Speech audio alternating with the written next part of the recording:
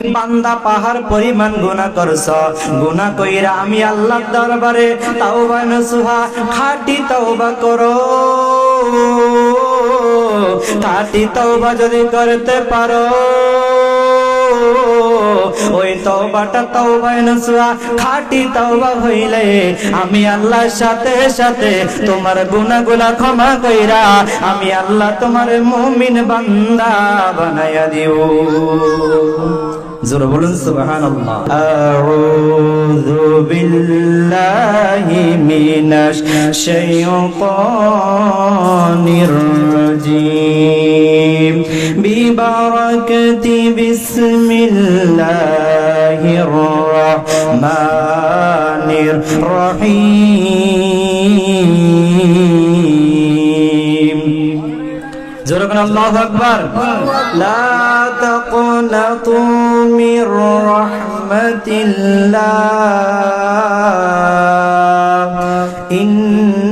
ইন্নাল্লাহা গফুরুর রহিম। জোরে বলুন আল্লাহু আকবার। আমার ভাইয়েরা, বাবারা, বন্ধুরা, আল্লাহ রাব্বুল আলামিন আহকামুল হাকিমিন বলে, বান্দা তুমি আমার রহমত থেকে নৈরাশ হইও না। তুমি যত বড় গুনাহগার হও না কেন, যত বড় পাপী হও না কেন, পাপিষ্ঠ হও কেন, নরাধম হও না কেন, যতই কিছু হও না কেন, আল্লাহর রহমতের চাদর নিচে ঢুকিয়া যাও। আল্লাহর একটা নাম হলো সত্তার। ওই সত্তারের পরিধি বিশাল, অনেক বড়। ওই সত্তারের পরিধির নিচে তুমি যখন ডুইকা যাইবা, বড় নাফরমান হইতে পারো, বড় পাপিষ্ঠ নরাধম হইতে পারো, যখন আল্লাহর রহমতের চাদরে নিচে ডুইকা রাসূলের মুহাব্বত নিয়ে দুরূদ সালাম পড়া, যখন আল্লাহকে মুহাব্বত সহকারে আল্লাহকে পাওয়ার আশায় যখন আমার মালিককে সিজদা দিয়া দিবা, ওই সিজদা বিফলে যাইতে দিবে না। আমার আল্লাহ কুদরতি পায়ে কবুল কইরা নিবে। আর জোরে বলুন সুবহানাল্লাহ। আল্লাহ বলে, আমি হইলাম ক্ষমাশীল, আমি আল্লাহ ক্ষমাকে পছন্দ করি। বান্দা পাহাড় পরিমাণ গুনাহ করছ, গুনাহ কইরা আমি আল্লাহর দরবারে তাওবা নসুহা খাঁটি তাওবা করো। খাঁটি তাওবা যদি করতে পারো, ওই তওবাটা তাওবায়ে নসুহা খাঁটি তাওবা হইলে আমি আল্লাহর সাথে সাথে তোমার গুনাহগুলা ক্ষমা কইরা আমি আল্লাহ তোমার মুমিন বান্দা বানায়া দিও। জোরে বলুন সুবহানাল্লাহ। তাহলে আমাদের তওবা করার দরকার আছে নি? জোরে বলেন আছে নি? আমার ভাইয়েরা, বাবারা, বন্ধুরা, আল্লাহর একজন ওলি মালিক ইবনে দিনার রাহমাতুল্লাহ আলাইহি প্রতি বছর হজ করার জন্য মক্কাতুল মুকাররমা যায়। কিছুদিন আগে পবিত্র হজ চলে গেছে, কথা কোন ঠিক নেই? কথা বলে না ঠিক নেই? আমার ভাইয়েরা, বাবারা, বন্ধুরা, আমার বিশ্বের আনাচে কানাচ থেকে লক্ষ লক্ষ হাজি মক্কাতুল মুকাররমা মদিনাতুল মুনাওয়ারা গিয়েছে, কথা কোন ঠিক নেই? আমার ভাইয়েরা, বাবারা, বন্ধুরা, আমার পৃথিবীর মধ্যে সর্বপ্রথম আল্লাহ রাব্বুল আলামিন আহকামুল হাকিমিন যে ঘরটা বানিয়েছেন, ওই ঘরের নাম হলো মক্কা শরীফ। জোরে জোরে বলুন সুবহানাল্লাহ। বলেন কি নাম? মক্কা শরীফ। আল্লাহ রাব্বুল আলামিন কোরআনুল কারীমের মধ্যে মক্কা বলে সম্বোধন করেছেন বন্ধুর নামের মিম দ্বারা, মুহাম্মদ সাল্লাল্লাহু আলাইহি সাল্লামের নামের মিম দ্বারা আমার আল্লাহ মক্কারে বানায়া দিয়েছে মক্কা। জোরে জোরে বলুন সুবহানাল্লাহ। জোরে বলুন সুবহানাল্লাহ। আল্লাহ রাব্বুল আলামিন হযরত ইব্রাহিম আলাইহিস সালাম এবং ইসমাঈল আলাইহিস সালামের মারফতে যখন কাবা ঘর সম্পূর্ণ হয়ে গেল, কিছু সুরকি পড়েছিল। ইব্রাহিম আলাইহিস সালাম বলে, আল্লাহ এই সুরকিগুলো আমি কি করব? আল্লাহ পাক বলে, ইব্রাহিম তুমি ওই কাবার চত্বরে যে সুরকিগুলা পড়ে আছে ওই সুরকিগুলা নিয়া তুমি পাহাড়ের পাদদেশে ওঠো, জোরে বলুন সুবহানাল্লাহ।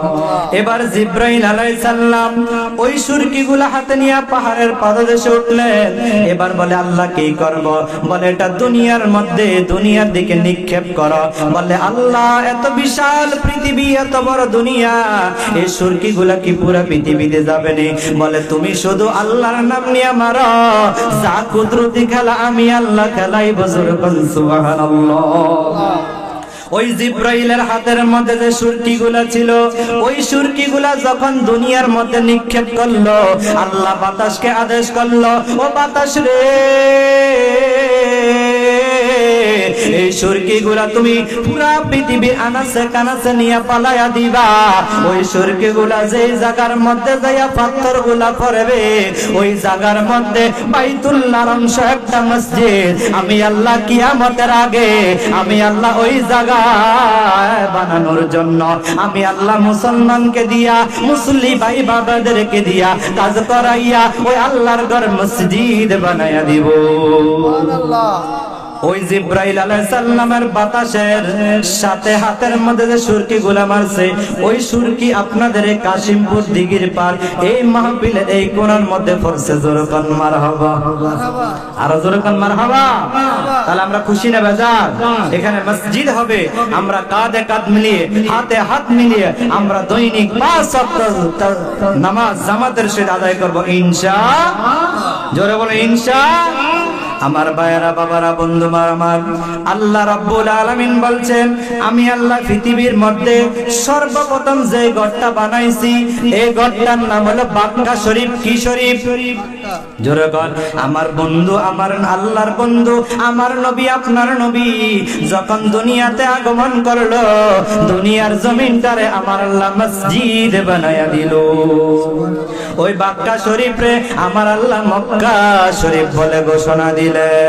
এই জন্য আশিক রাসূল বলে পৃথিবীর প্রথম ঘর কোরআনেতে বাক্কা, বন্ধুর নামের মিম দ্বারা করেছ মক্কা। আল্লাহু আল্লাহু লা ইলাহা ইল্লাল্লাহ, বল আল্লাহু আল্লাহু লা ইলাহা ইল্লাল্লাহ। যেথায় লক্ষ কোটি হাজিদের প্রেম মেলা, লবাইক লবাইক বলে লা শারিকা লা, আল্লাহু আল্লাহু লা ইলাহা ইল্লাল্লাহ, বলেন আল্লাহু আল্লাহু লা ইলাহা। মিলাদুন নবীর ঘরেতে হাবিবকে পাঠাইলা, সব নবীদের নবী মোদের কামলিওয়ালা। আল্লাহু আল্লাহু লা ইলাহা ইল্লাল্লাহ, জোরে কান মারহাবা, আরো জোরে কান মারহাবা। আমার ভাইরা, বাবারা, বন্ধুরা আমার, মালিক ইবনে দিনার রহমাতুল্লাহ আলাইহি মক্কা শরীফে হজ করার জন্য গিয়েছেন। হজ করা যাওয়ার পরে, হজ শেষ হওয়ার পরে এবার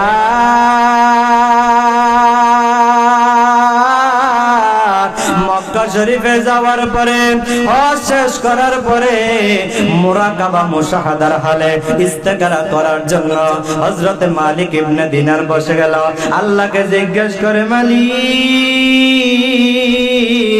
লক্ষ লক্ষ হাজার হাজার হাজিগণ হজ করেছে গো আল্লাহ, কার হজটা কবুল হয়েছে আর কার হজটা কবুল হয় না, আমি একটু জানতে চাই। জোরে জোরে বলুন সুবহানাল্লাহ। আমার আল্লাহ গায়বী এলহাম দিয়া জানায়া দেয়, ও মালিক ইবনে দিনার, সবার হজ কবুল হয়েছে, একজন ব্যক্তির হজ কবুল হয় না, ওনার নাম হলো সমরকন্দি। জোরে জোরে বলুন সুবহানাল্লাহ।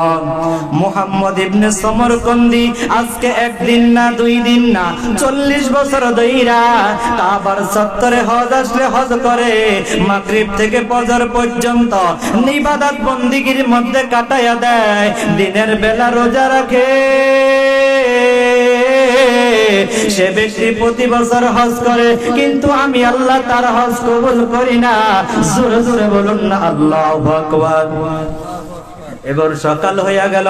সকাল হয়ে যাওয়ার পরে মক্কার চত্বর যাইয়া কুরাইশদেরকে বলতেছে, তোমরা মুহাম্মদ ইবনে হারুন সমরকন্দিকে তোমরা চিনো কিনা? বলে আমরা চিনি। ওই যে ব্যক্তি নামাজ পড়তেছে ওনার নাম হইল মুহাম্মদ ইবনে সমরকন্দি। জোরে জোরে বলুন সুবহানাল্লাহ। এবার তার কাছে গেল। তার কাছে যাওয়ার পরে এবার উনি নামাজটা শেষ করার পরে এবার সালাম শেষ করলো। এবার ওনাকে সালাম দিল, দুজন মুসাফা মুআনাকা করলো, ভালো খোঁজ খবর জিজ্ঞেস করলো। বলে আপনি কে গো, আপনার পরিচয় কি?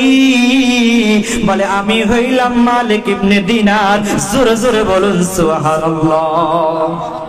আর জোরে বলুন সুবহানাল্লাহ। আমি হইলাম মালিক ইবনে দিনার রহমাতুল্লাহ আলাইহি। বলে আপনার কথা বহুত শুনেছি গো, আপনি কেন আসছেন? বলে আমি তোমাকে একটা খবর দেওয়ার জন্য আসছি।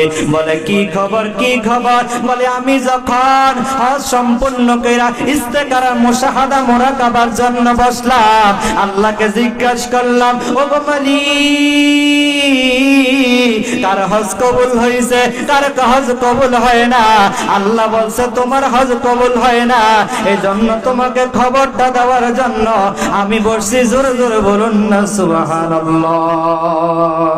আর জোরে বলুন না সুবহানাল্লাহ। বলে শুধু আপনি না, 40 বছরে 40 জন আল্লাহর ওলি আইসা আমাকে খবর দিয়েছে আমার হজটা কবুল হয় না। এই জন্য আমি কাবার চত্বর ছাড়ি না, আমি চোখের পানি ফালাইয়া ফালাইয়া কাঁদি, দিনে রোজা রাখি, আমি রাতে রাতে দিনে সর্বক্ষণ আমি মালিককে সিজদা দেই। আমার জীবনে একটা ভুল করেছি, অন্যায় করেছি, ওই অন্যায়ের কারণে আমি সাজাপ্রাপ্ত হয়েছি, এই জন্য আমার হজটা কবুল হয় না। জোরে জোরে বলুন নাউজুবিল্লাহ। এবার মালিক ইবনে দিনার বলে, তোমার কি ভুল আছে জীবনে, কি ভুল আছে, কি ভুলের জন্য তোমার এই অবস্থা?